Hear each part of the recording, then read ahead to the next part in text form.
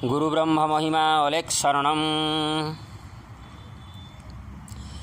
श्रीमद्भागवत महापुराण में 24 गुरु की कथा, दूसरा भाग।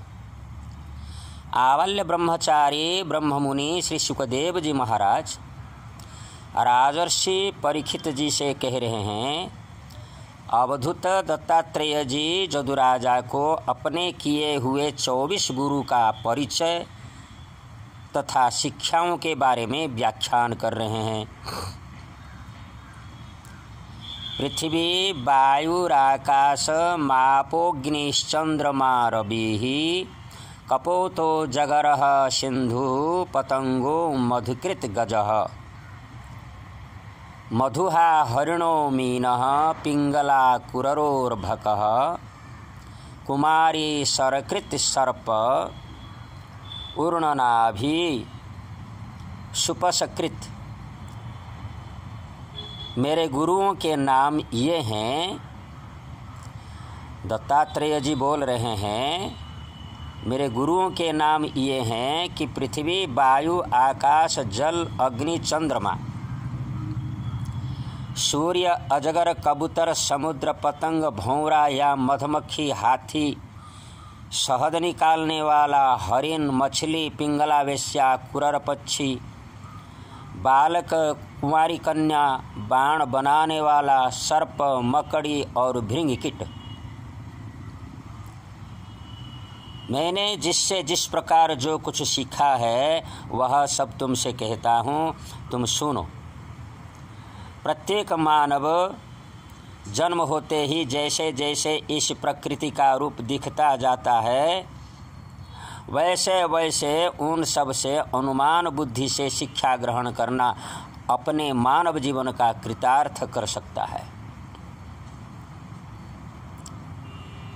यतो यदनुशिक्षामि यथा वा नाहुषात्मज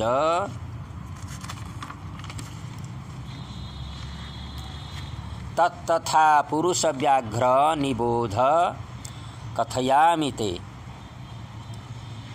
भूतौराक्रमयाणोऽपि धीरो देव वसानुगैः तद्विद्वान् चलेन मार्ग दन्व शिक्षम खिते व्रतम। मैंने पृथ्वी से यह शिक्षा ग्रहण की है, बड़ी साधना धैर्य और क्षमा। पृथ्वी पर लोग आघात और उत्पात करते रहते हैं, परंतु वह किसी का बदला नहीं लेती है, न रोती चिल्लाती है।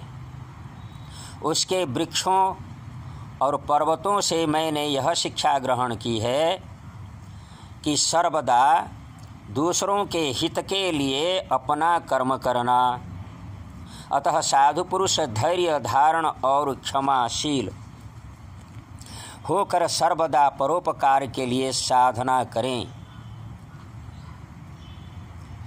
शश्वत परार्थ सर्वेह परार्थैकान्त संभवः साधु शिक्षेत भूर्भृत्यो नगशिष्यः परात्मताम् प्राणवृत्त्यैव संतुष्येन मुनिर्नैवेन्द्रियप्रियैः ज्ञानं यथा न नश्येत नावकीर्येत वाङ्मनः। मैंने प्राणवायु से यह शिक्षा ग्रहण की है, आहार की इच्छा रखता है और उसकी प्राप्ति से संतुष्ट हो जाता है।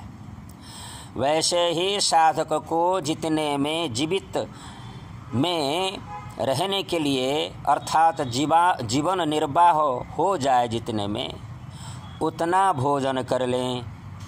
इंद्रियों को तृप्त करने के लिए बहुत से विषय न चाहें, संक्षेप से उतने चाहिए कि जितने बुद्धि विकृति न हो, मन चंचल न हो और वाणी व्यर्थ की बातों में न लग जाए। शरीर के बाहर वायु से मैंने यह सीखा है कि जैसे वायु अनेक स्थान जाने पर भी किसी का दोष गुण नहीं अपनाता है, वैसे ही साधक विभिन्न प्रकार के धर्म स्वभाव वाले विषयों में जाए, परंतु अपने लक्ष्य पर स्थिर रहे, किसी के प्रति आसक्ति या द्वेष कर न बैठे। और वायु गंध का वहन करता है, लेकिन वायु शुद्ध रहता है, गंध से उसके संपर्क नहीं रहता है। वैसे ही साधक जब तक इस नश्वर शरीर के साथ संबंध है, तब तक उसे उसकी व्याधि, पीड़ा, भूख, प्यास आदि का भी वहन करना पड़ता है। लेकिन अपने को शरीर नहीं, आत्मा के रूप में देखने वाला साधक शरीर से हमेशा निर्लिप्त रहता है। साधक इसी शिक्षा से आत्मा की साधना करें। अंतर्हितश्च स्थिरजंगमेषु ब्रह्मात्म भावेन समन्वयेन व्याप्त्याव्यवच्छेद मसंग मात्मनो मुनेर्न भस्त्वं विततस्य भावयत्। मैंने आकाश से यह शिक्षा ग्रहण की है, जितने घट मठ आदि पदार्थ हैं वे चल है या अचल, सब में आकाश परिपूर्ण होने पर भी आकाश एक और अपरिच्छिन्न यानी अखंड ही है। वैसे ही चर और अचर जितने सूक्ष्म स्थूल शरीर हैं, उनमें आत्मा रूप में सर्वत्र स्थित होने के कारण ब्रह्म सभी में है। साधक एक धागा में बहुत मणि गुंथे होने पर भी एक धागा सबको लेकर अलग है। उसी प्रकार आत्मा को अखंड असंग रूप में देखें। आत्मा की आकाश रूपता की भावना करनी चाहिए, कारण आत्मा सब में होने पर भी आत्मा के साथ किसी चीज का भी संस्पर्श नहीं है। स्वच्छ प्रकृतितः स्निग्धो माधुर्य स्थिरत भूर्नृणाम मुनिः पुनात्यपाम मित्र मिक्षोपस्पर्श कीर्तनैहि। मैंने जल से यह शिक्षा ग्रहण की है, जिस प्रकार जल स्वभाव से ही स्वच्छ, चिक्कन, मधुर और पवित्र करने वाला होता है, वैसे ही साधक को भी स्वभाव से ही शुद्ध, शीतल, मधुर भाषी और जगत पवित्र करने वाला होना चाहिए। जल से शिक्षा ग्रहण करने वाला अपने निर्विकार भाव का स्पर्श और नामोच्चारण से लोगों का पवित्र कर देता है। तेजस्वी तपस्वा दीप्तो दुर्धर्षो दरभाजनः सर्वभक्षोपि युक्तात्मा नादत्ते मलमग्निवत्। मैंने अग्नि से यह शिक्षा ग्रहण की है, जैसे वह तेजस्वी और ज्योतिर्मय होती है, उसे कोई अपने तेज से दबा नहीं सकता। उसके पास संग्रह परिग्रह के लिए कोई पात्र नहीं है। सब कुछ खा पी लेने पर विभिन्न वस्तुओं के दोषों से वह लिप्त नहीं होती।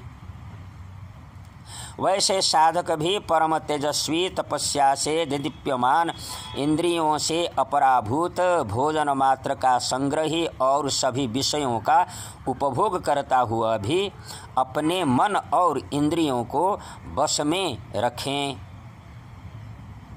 किसी का दोष अपने में न आने दें। साधक पुरुषों को यह विचार करना चाहिए कि अग्नि लंबी, चौड़ी, टेढ़ी, सीधी लकड़ियों में रहकर उनके समान ही दिखाई देती है।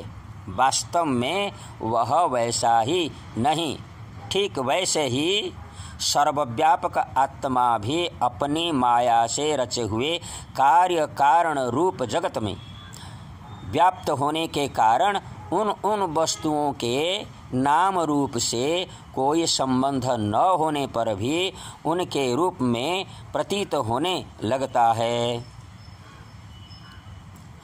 कालेन ह्योध वेगेन भूतानां प्रभवाप्ययौ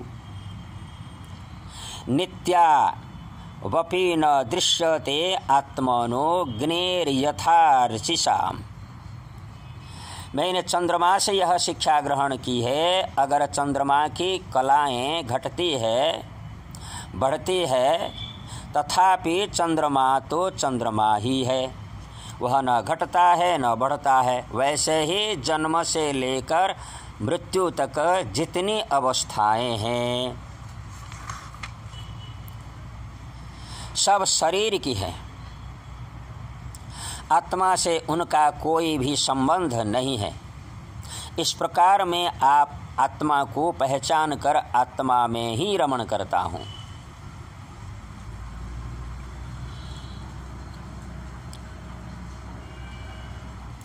गुणैर्गुणानुपादत्ते यथा कालं विमुञ्चति न तेषु युज्यते योगी गोभिर्गा इव गोपतिः। बुध्यते स्वेन भेदेन व्यक्तिस्थ इव तद्गतः लक्ष्यते स्थूल मतिभिरात्मा चावस्थितोर्कवत्। मैंने सूर्य से यह शिक्षा ग्रहण की है, जैसे अपनी किरणों से पृथ्वी का जल खींचते और समय पर उसे बरसा देते हैं, वैसे ही योगी पुरुष इंद्रियों के द्वारा समय पर विषयों का ग्रहण करता है और समय आने पर उनका त्याग अर्थात दान कर देता है। इंद्रियों और विषयों के प्रति आसक्ति नहीं होती। स्थूल बुद्धि लोग जल के विभिन्न पात्रों में प्रतिबिंबित सूर्य भिन्न भिन्न देखते हैं, परंतु वास्तव में सूर्य एक ही है। प्रत्येक व्यक्तियों में आत्मा अलग अलग रूप में जिनको मालूम होता है, उनकी बुद्धि मोटी है। असल बात यह है कि आत्मा एक ही है, स्वरूपतः उनमें कोई भेद नहीं है। अतः मैं हमेशा सब में एक आत्मा का दर्शन करता हूँ। कपोतः कंचनारण्ये कृतनीडो वनस्पतौ कपोत्या भार्यया सार्धमुवास कथिचित् समाः।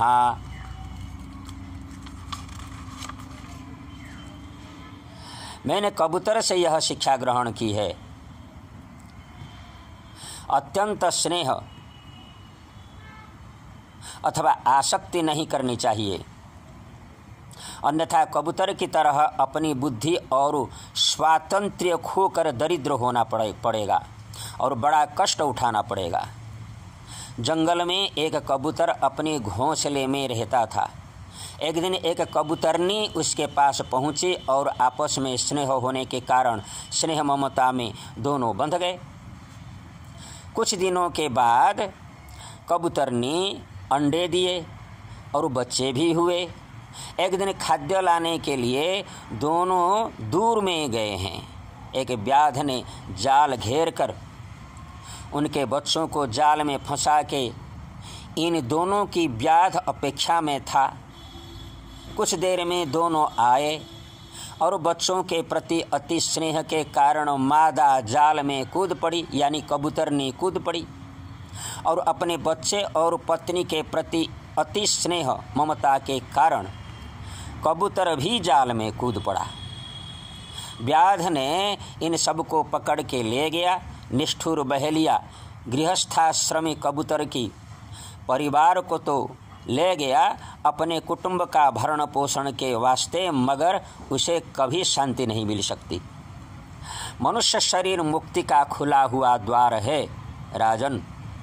इसे पाकर भी जो कबूतर की तरह केवल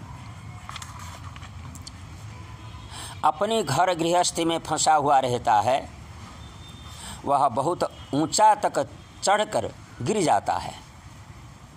अतः मनुष्य जन्म ऊंचा जोनी को प्राप्त कर कीटपतंग पशु पक्षी वृक्षलता की तरह कर्म करके फंस जाता है इस माया के जंजाल में। शास्त्रों की भाषा में आरूढ़च्युत कहा जाता है। ऐसा मनुष्य जीवन निरर्थक है, अपौरुषता है। गुरु ब्रह्म महिमा अलेख शरणम, परम ब्रह्म महिमा अलेख शरणम, सच्चिदानंद ब्रह्म महिमा अलेख शरणम।